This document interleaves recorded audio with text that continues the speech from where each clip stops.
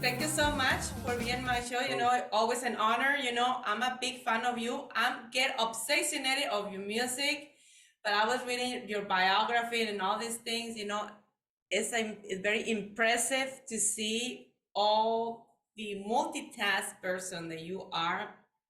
Yeah. And I want to ask you for tips because I would like to be like you. It's not easy. You a musician, Yeah, well, songwriter, book writer, and graphic novels, and you've been also collaborating a lot of with fantastic feature films, and there's something we'll be talking during the interview.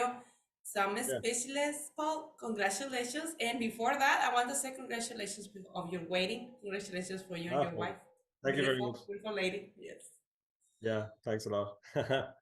Yeah, we've been together a long time, so we decided we probably should get married, Jeff.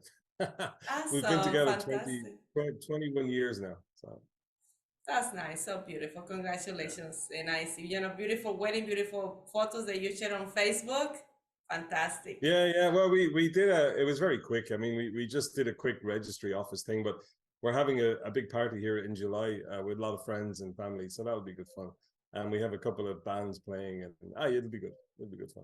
That's good. Yeah, same thing for us. I got married in 2021 and with something quickly, especially because it was during the COVID pandemic. There was no way for us to make a Yeah. big party. Just certain amount of people can be able to be sharing the same table in the restaurant, but we still have Yeah. fun. There was no complaints. Yeah. No, I have a friend who owns a hotel near the coast here. It's really nice. So they do weddings. They do a lot of weddings, but we're going to just make it more like a casual party, just a rock and roll party. It'll be good fun. Awesome. I wish I could be there, but I'm in Yeah. Texas and Yeah. Mexico too. Yeah. That would be awesome. All right. So, Paul, thank you so much also for sharing your information and also sharing your single, the song that you forwarded to me. And actually, I shared to Yeah. Ray Thanks a lot. Luminous, Let Love Sleep By. It's very Yeah. pleasant. Listen your voice and like a same thing. What I also say to the Forge Hounds band, all the music is fantastic. I had you in my previous show with your band, but Yeah. also on this particular case, we're gonna be focusing on your solo career. And Yeah. like I said, a fantastic music, Forge Hounds, the band, but also your solo project. The song that you forwarded to me is so fantastic. It was playing and let love sleep by, and my husband and I, we are, he told me yesterday, this he doesn't have anything to ask to Sting, those super famous artists. His voice is Yeah. so fresh, no damage at all. It sounds like a very fresh voice, and it's It's funny. relaxed me. Yeah. It's funny because I didn't do music for a long time. So maybe if I had been playing music for all the time, my voice would be different. But sometimes I listen to myself and I sound like a kid. It's crazy at the age I'm at. We're making some new music now with the Forge Hounds and with some other people. I have a lot of stuff going on, but every time I listen to myself, it's not like when you get older, your voice is supposed to get lower. My voice is getting, I don't know. It's weird. It's good. I enjoy it. Same thing happens to me because I took 5 years of classical vocal lessons, and I know how to. I don't want to say I know how to sing classical music because for that one it's a Yeah. different training. I will say I better call myself crossover, like a Right. classical and pop or heavy Yeah. metal, Yeah. Yeah. things like that, and Yeah. jazz. But I noticed also that I'm getting older. My voice is getting better with the high notes for somehow. It's funny, isn't it? Maybe it's true. Maybe it's like a muscle. The more you use it, the stronger it gets. I don't know. Possibly. And Paul, for those people that are watching us and listen to us, because we are streaming this interview on 70 different platforms besides Radio Lumini, Apple Podcasts, Spotify, Amazon Music. You had been in the entertainment industry since the 1980s.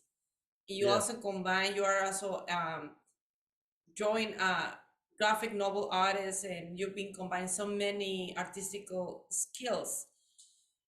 Can you tell us how you feel the music back then from the 80s? I know it's a big difference from now. The challenge to be in the music industry back in the 80s and now this. Do you think now it's a little bit more easier because of the social No, I media? think I don't know. I to be honest with you, I don't know. I mean, back in the 80s when I was a kid, I did music for fun, and I suppose I'm kind of doing it for the same reason now. But I didn't um like when you live in a place like Ireland and you live in a small we live in a small town here in the bottom of Ireland. There's not a Mm-hmm. huge amount of people here. It's not a lot of people. So people from Ireland usually go to London or New York or Los Angeles or somewhere like that, and that's where they make a career, you know. And I think back in the 80s, I I got a job working in an animation studio that opened in Dublin, and I've been playing music and also been drawing a lot all the time. And I'd gone through art college, and when I got the job in animation, I got kind of good at it pretty quick. I was still playing music in Dublin. I was in a couple of bands with different people, but there was no real money in it, and you know you couldn't really make a living. And I didn't want to do the cover band thing. I didn't want to put together a band and play the bars and all that kind of stuff. I was trying to always make original music, and some of the people I was playing with were they felt the same. But it just it's very simple. It came down to economics, just money really, and trying to make a living. And back in Dublin in the 80s, Ireland wasn't very good economically back in the 80s. It's much well, it's gone through ups and downs since. At the moment, things probably not too bad here, but the people are emigrating or leaving Ireland now from choice rather than because they have to. So with the music industry, it was centered in Dublin a lot and in Belfast in the north. Or like I Mm-hmm. said, you have to go to London, and I think I just ended up not doing it full time. I just went into films because I could travel and I get to work on a lot of movies. And what was interesting was when I worked on the movies, I quickly tried to become a director and storyboarding and get more involved in that side. And you were still Mm-hmm. making music, you were involved in music. So I wasn't really involved in the music industry. I had done some stuff, we had made demos, some records, uh, but never really broke out anywhere because I don't think I followed it. I probably wasn't that confident about myself back in the 80s in the music, where I was more confident with the filmmaking and the artistic, the drawing. So I went where I was more confident, but I always kept playing music. And now today, making music, it really, today is just because I don't care anymore. I'm older and I want to do what I want. So about 6 or 7 years ago, the chance came to play some music again. And I supported a singer from America who played here, and that got me interested again. And I had all these songs, and then I realized the difference now with, like you're saying about social media, you can reach a lot of people very quickly, but you don't have the support that a record company would have given you back in the 80s. Like if you got a record deal back then, if you get a record deal now, I suppose, you know, you have a bit of money and you have a bit of, you maybe have a team around you who can help you. I think we talked about this the last time, but that's a good and a bad thing as well. What I like now is I can be independent and make exactly the music I like, whether it's with the guys in the Forge Hounds or it's my own stuff. And what's funny is I started doing my own stuff before we put the Forge Hounds together. Like I already had made 2 albums before we did the Forge Hounds, and it was kind of more rootsy rock, kind of country rock, bluesy, whatever the hell it is. I Mm-hmm. don't know what you want to call it, but it wasn't really heavy rock, and I always liked that kind of stuff. So I think the main difference is I'm a bit older, I'm a bit wiser. Uh, I probably am a bit more confident in myself than I used to be with the music, and but the business side, I don't know. I mean, I've always been independent, and I've always been playing with bands that were independent, and we always did our own thing. And back in Ireland in the 80s as well, and in the UK, there was a kind of a punk indie heavy rock scene that people would make their own records and make their own. A lot of magazines. We used to make fanzines. We used to make comic magazines, all this kind of stuff. And you can see that happening again. There's people making now their own music. They're making online. They're making podcasts. So alongside of the mainstream, I think the social media has allowed people to do whatever they want. But I think there's so much out there now. I don't know how we can find anything. Whereas at least 20, 30, 40 years ago, for good or bad, the record companies were almost like they had people who would choose what they thought would sell or be of interest.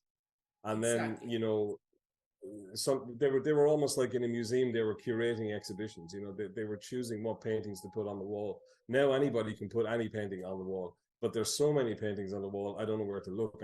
And that's how sometimes I feel like that about my own thing, because you need a lot of money to do PR. You need a lot of money to hire these companies to do social media and all this kind of stuff.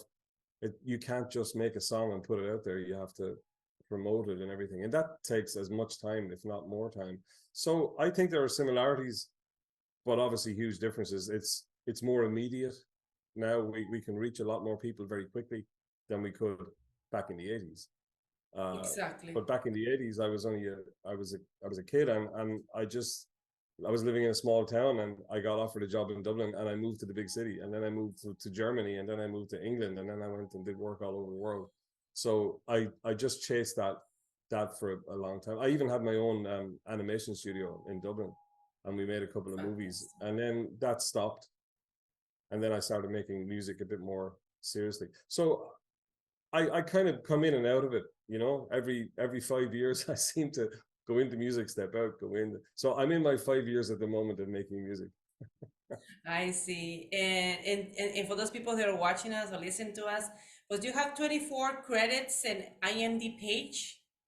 And the one Yeah, that called to a lot of attention because you were in very prestigious animated feature films. The one at Loving Vincent, yeah, 2017, it was nominated for Oscar and for BAFTA, and you were the yeah. storyboard artist, the No, well, directors. they gave me that credit. I know the director and the producer. They're good friends of mine, and we've worked on a few projects together. And when they Mhm. were starting the movie, they were trying to figure out how to tell the story that they wanted to tell, and they it was very different at the start to the movie that it became.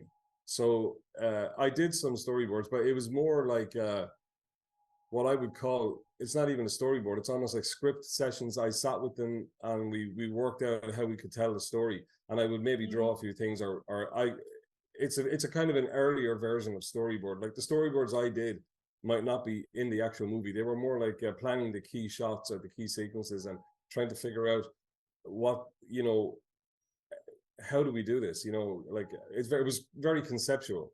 So it was very nice of them to give me that credit.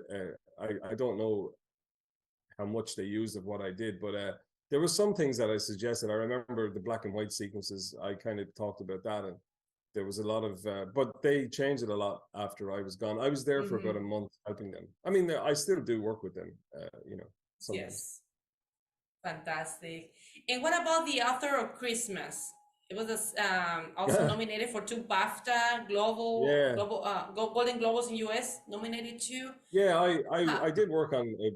I did work on the storyboard production of that. That was in England, in you know, Wallace and Gromit. Excuse me, what? You know the movies Wallace and Gromit. You know the No. English movies, the stop motion. Anyway, it's that studio. They're called Aardman, and they're based in Ah. England. And they did all the pre-production in England, in Bristol, and the Mm, actual production was done in Los Angeles. But I went to mm, England and I stayed there for a while with the team, and we did all the fantastic. storyboards and designs. Yeah, so that was cool. Actually, And that film I was really proud of. That turned out really nice, I think. very good, very good. And there was not there's another one I saw mentioned and very often even I see graphics and even memes and things like that. Shaun the Sheep movie. Shaun Yeah, the Sheep. Directors yeah, Mark Burton and Richard Starzak. Also yeah, nominated for Oscar and BAFTA yeah. and Golden Globes. Same thing, storyboard. So you participate, you were in That's the collaborative same. for that. That's the same studio, and that was Ah. also, yeah. They're very good. That was also in England, and I went over there. I actually did that work in Ireland, for them. I did it remotely. I went over there for a couple of meetings, but I did it in my studio where I'm sitting now, and yeah. So I was involved in the first movie because they made a lot of series. It's a very funny series, and it's brilliantly done, and the film is very good. And they made a second movie which I wasn't involved in, but so I helped storyboard. Yeah, I did a lot of planning on that film. But they had a good team. One of the directors was, you know, the movie Madagascar. Yes. Yeah, he wrote that movie. So he was one of Mm. the actual directors, and he was good. And there was another guy who had done a lot of the Shaun the Sheep television series. So Fantastic. they really knew what they were doing and what they wanted. It was very good, yeah. Oh, when I was reading your resume, your curriculum, and I was, oh my God, Paul, all your collaboration and with these fabulous directors and well known, and I saw this graphic, this comic, I'm sorry, animated films, and I never realized that. Oh, very soon I will meet someone we're actually collaborating, making these Yeah, fabulous films. yeah. And now you are my guest, and I was so proud. Oh, wow. Ah, Besides your music, do you yeah, know how much it's I you love know your music? it's ah thanks. The thing with the animation, I did a lot of it. I'm still doing it sometimes, and at the moment we have two films in development. Actually, we're very close to starting a new feature film, so hopefully that happens. And if that happens, I'm producing and directing and designing that. So I have a meeting. Fantastic. Yeah, it's really good. It's a great story, and so I still do a bit, but working with other people, I haven't done it in a long time, maybe in 10 years, Mm, because I wanted to focus on my own projects. I've been always making projects. I feel like I always make other people's projects for them, and I thought it was yes. time to make some of mine, you know. Yes, yes. As I'm realizing and learning more about graphic novels, comics, because my husband, he does the same. He's more concentrated with the graphic novels. He Yeah, recently released a book in Argentina, great. very beautiful. Yes, and I see there's a lot of hard work, and sometimes people don't even realize Yeah, just make one page. Oh my God, it's a lot of takes a hours. day. You know, it's Yes. like some of my favorite artists are Argentinian comic artists, right? I love some of the Argentinian comics are fantastic, right? And there's a lot of Italians that went there in the 1940s and 50s, and Mhm. there's a lot of Argentinian people as well who were just brilliant. And it's funny because one of the big influences on the book that I did, um, they have an Italian surname, but I think he was Argentinian, and I think is it Breccia or Breccia? I don't know how to say Alberto Breccia. I don't know if I say that right, but Yes. yeah. So yeah, making a comic is interesting because I've never done it myself professionally. I did it for myself, but I've never worked in the industry for for another company. So when we were making one of our movies with the people who made Loving Vincent, actually, we when the crash happened in 2008, we couldn't continue with the film idea, which is an old Irish Celtic legend. And I had all the drawings and all the preparation. So I said to Hugh Welchman, who you were talking about earlier on Loving Vincent, I said, why don't we make a graphic novel? So we did 3 Kickstarters over 3 years, and we did it as a three part volume, like 3 books, you know, and then over 3 years. And that was a lot of work, you know. I couldn't do anything else, and the Kickstarter, you know, we got some money, but you know, it's a kind of you can't, like, if you're making comics, it's very hard to do anything else. They take up all your time, you know, Exactly. as you know. Yes. Yeah, That's I can see on my husband.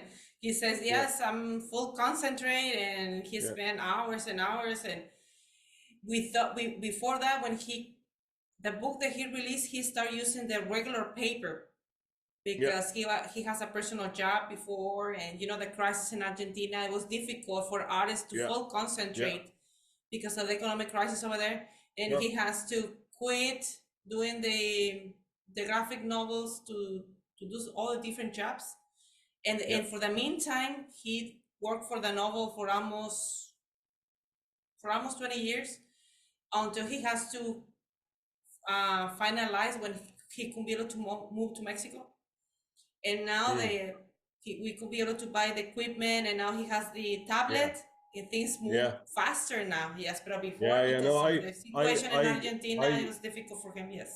Yeah, no, I know, and I remember when Ireland had this, you know, not as bad as Argentina, but back in the 80s, Ireland was the same. It wasn't great, and having equipment and having access to equipment, Mm-hmm. I think what made it interesting for us, or made it possible for my generation, let's say, of Irish people who wanted to make comics or films, because you know, 10 years later, the Irish industry became its own thing. But it was an American studio that came here, and if they hadn't come here, there wouldn't really be an industry, you know. And that kind of changed it, like other, because the only thing that to do was leave, you know. I would have had to work like my dad in a normal job, whatever that is.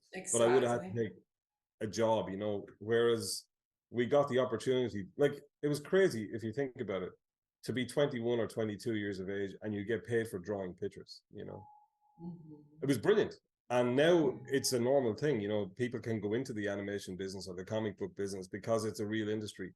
But 30 years ago, it was a tiny little industry. And in animation, it was only really in Los Angeles and maybe in London, you know. So there wasn't a lot. Yeah, like you know, South America or even parts of Europe, they would have had small studios making commercials for TV or things like that. And I wasn't interested in that. I wanted to make films. I wanted to tell stories.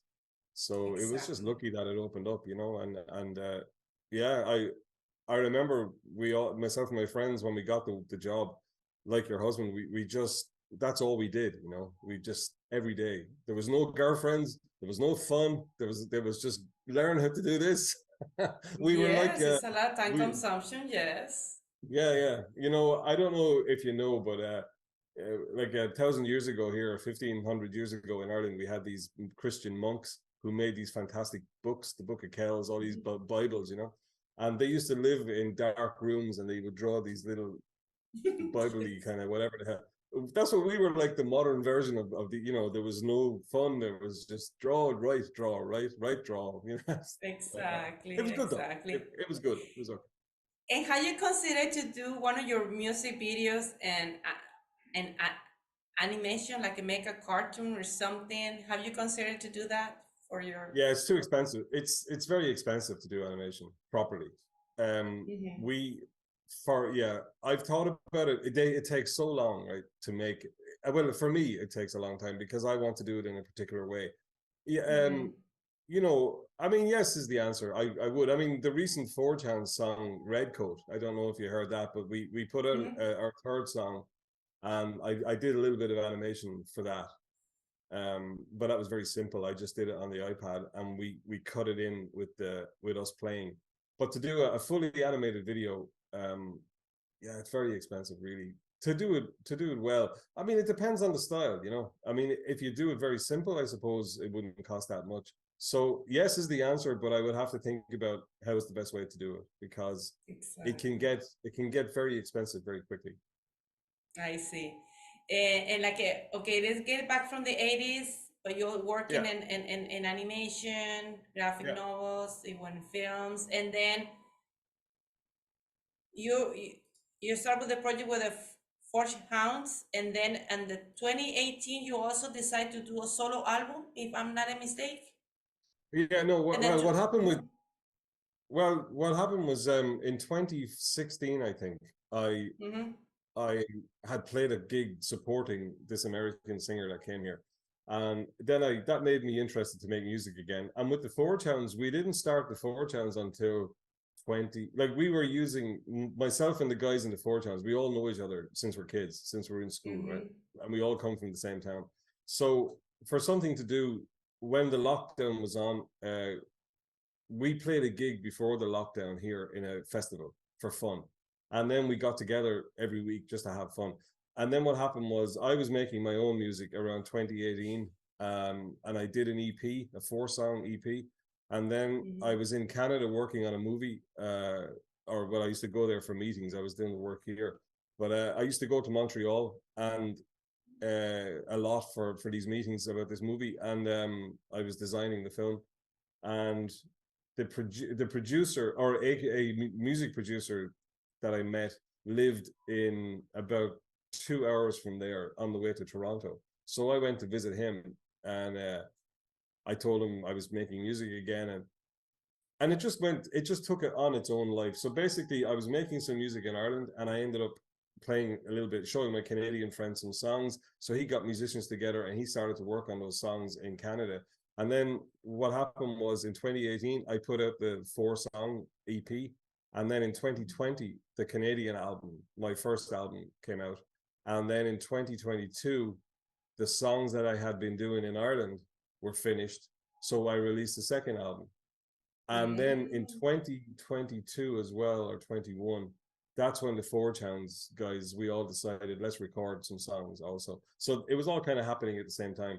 And then we are almost ready with a Forge Hounds album now.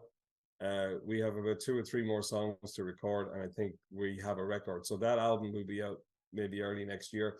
But I was in America last autumn, maybe September, October, and I was in Nashville. I went to Nashville to see this festival, this Americana Fest, and a friend of mine has a studio, so I made a new album there as well. So I'm always making stuff, you know.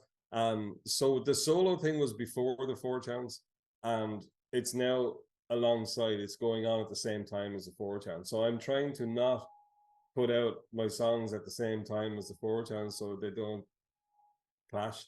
But it's a very different style of music, so it's okay. It's fine. How you doing that, Paul? Because you're jumping one thing to another thing. I'm here, but I'm taking advantage. I want to record this, and I'm here. I want to make this. For me, it's like, it's mad. Yeah, I don't know. Maybe I'm crazy, but like if the chance comes to do something, exactly, and I'm able to do it, I take it. The Nashville thing was great because I met some really nice people who I'm friends with now, and that's amazing who I've met. They're just like they're people at the top of that world, you know. They're just amazing musicians and professional, and some of them are quite well known now actually, and it's brilliant. And for me, what was interesting was, you see, over here again with everybody, we're kind of doing it part-time. It's kind of semi-professional because the guys in the Forge Hounds all have jobs, you know. They work as well. I have my own company, so I don't work really for anybody. So I can kind of, my hours are flexible. I can do what I want in a way. So my situation, like I suppose I'm a professional artist, I suppose, and that means I can make my own choices about the day. Sometimes it's tough, you know. It's hard to do that because you have to make a living as well. So there are times where I have to go and work on projects that I'm not really interested in. But then there's other times where if I'm in Nashville and the opportunity comes up to make an album with people, I can take it, you know, and I can jump at it, and it's amazing to be able to do that. And I'm thinking about like that. I'm going to put that album out in September. So the first single will be out in August.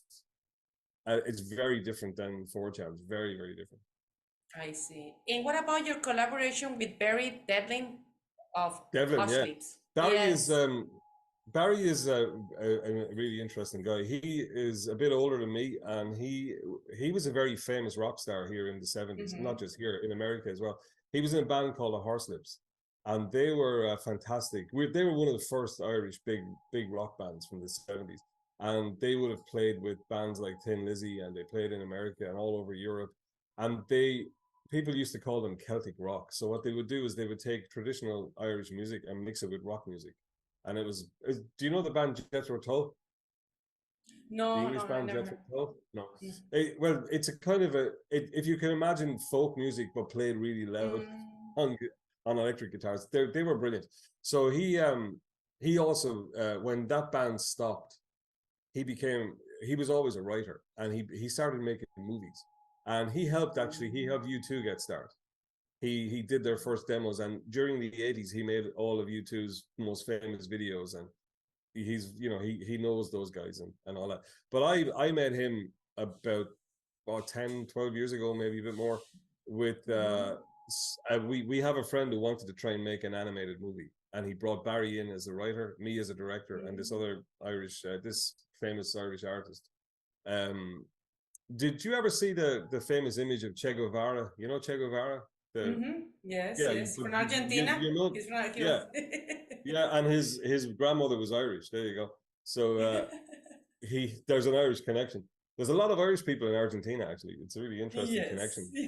A lot of people went there. But anyway, have you ever seen that famous image that's on the T-shirts, you know, of Che Guevara? Yes. That was done by an Irish artist in Dublin. and he gave it away. He did it when he was 20 or something, and he just gave it away. And he was the artist that we brought in. So Barry that's how I met Barry. And we had an idea to make an animated feature based on a very famous Irish legend here in Ireland. It's kind of the King Arthur story from England. I heard about it. Yeah, it's kind of like that. So it's like an ancient warrior story back in the 3,000 years ago. So myself and Barry worked together, and we wrote a film script, and that became the text for the comic book, for the graphic novel Hound. So, and Barry also is now working with me on these animated features. So we work a lot together on film ideas and different projects. Yeah. Fabulous. I'll be very happy to do more follow-ups of you and yes, because for me, difficult where to start with you. Okay, music, but now you mentioned all this. I love animations, and there was there's another reason to meet again and continue, get more meetings and yes, because it's a lot of things, to share about you. That's good. Fabulous. Sure. Awesome. No, it's nice to chat about it. I suppose the problem with me is I like doing so many different things that sometimes it's hard to focus. It's just hard to focus. But look, at the moment, I have a new record. I'm doing stuff with the Forge Hounds, and I'm developing some feature films. And I had a very interesting meeting the other day, which has nothing to do with anything. Somebody asked me to go and look at a museum. Could I help them design a museum? And I was like, okay, I'll try that. Awesome. There you go. That's good. Great. Yeah. There's always something happening that's interesting. Exactly. And can you tell us about your tour? It's late 2023, 2024. You mentioned something about tour, but how it's going to be that? It's going to be in US or just in Europe? It'll be here, I think. But maybe. The problem with going to America is that it's tough to organize, And what I think I'm going to do is, this is for my own solo stuff. I'll book a few shows here in Ireland anyway, and maybe in the UK. And we might do acoustic where we go around and play support with bigger acts, or we play for things. But with going to America, I have a friend who lives in New York actually, and he's helping me book some shows. So that may happen, but that wouldn't be until next year. Awesome. And I don't know where, and I don't know what shape that will take.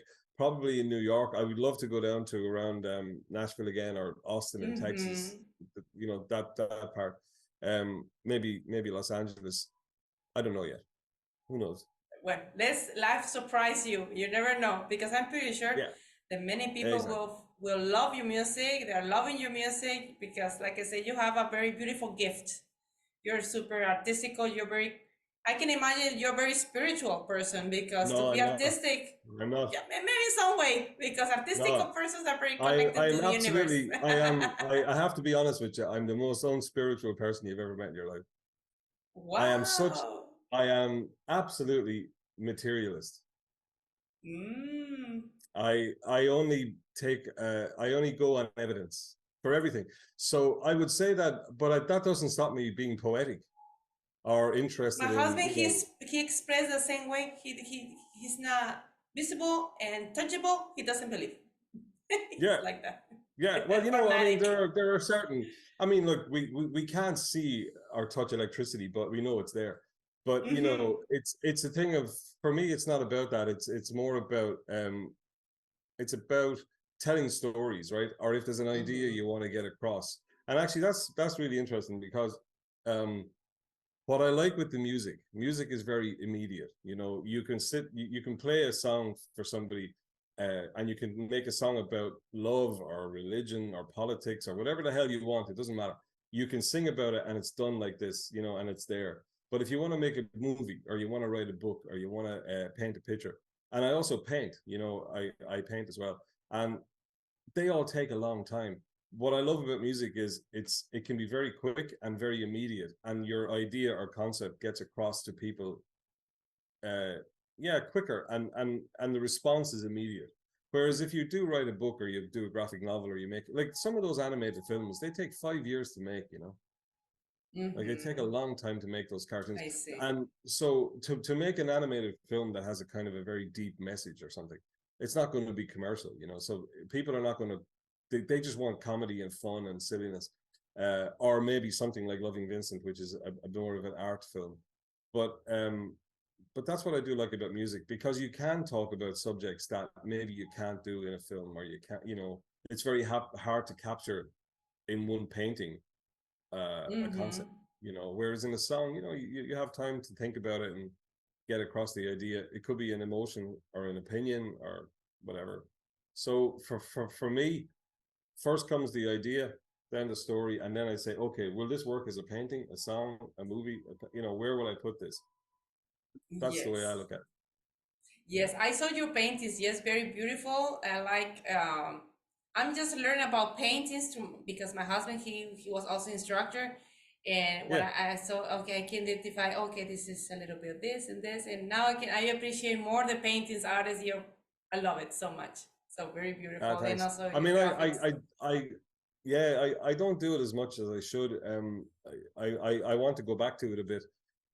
But you know, if I do paintings, I don't want them to be like too much like the comic book. I want it to be a bit different.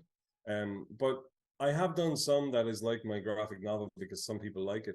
But I think probably next year, if I'm still alive, I will go more into painting. But it might not be what people expect. I think it'll be a bit different. It won't be comic book or animation painting. Mhm. I see. Fantastic. Looking forward. So, all right, but thank you so much. It was a great No chat with problem. you. Yeah, Looking thanks a forward to lot. do more Nice to chat. follow-ups. Yes, Yeah, yes, yes. I'm a big fan of you. Big fan also for your band. Your fabulous jobs that you're doing, and congratulations for everything you do. thank you. Congratulations for your wedding. And yes, Thanks. looking forward to meet you in person one day Yeah. per. So yes, there's something. Make a Well, plans. I'll see you in Texas or Mexico, one or the other. Oh, that would be awesome. Yes, yes, absolutely. Yes. We also have plans to Okay. go to UK one day. Yes, and vice versa. We should travel and visit. Yes, that would be Well, awesome. we're next to the UK now, so don't forget we're not part of the UK. So Oh, maybe yes, yes, next one. absolutely. Ireland is one of the top countries I like so much. Lovely people, beautiful. Yes, absolutely. No, there's no excuses for me because Ireland is one of my top list for me to visit. Well, if you ever come here to visit, you're more than welcome to come here with us. Stay with us. We can hang out. So thank you so much. Same thing. You will come to Texas. I'm in McAllen, Texas, and Yeah, same thing in Monterrey. You just let us know, and so we sounds can make good. a tour. Great. So Okay, brilliant. thank you so much. Yeah. All right. Okay. So I'll take see you. care. Have a nice weekend. Take Bye care. bye.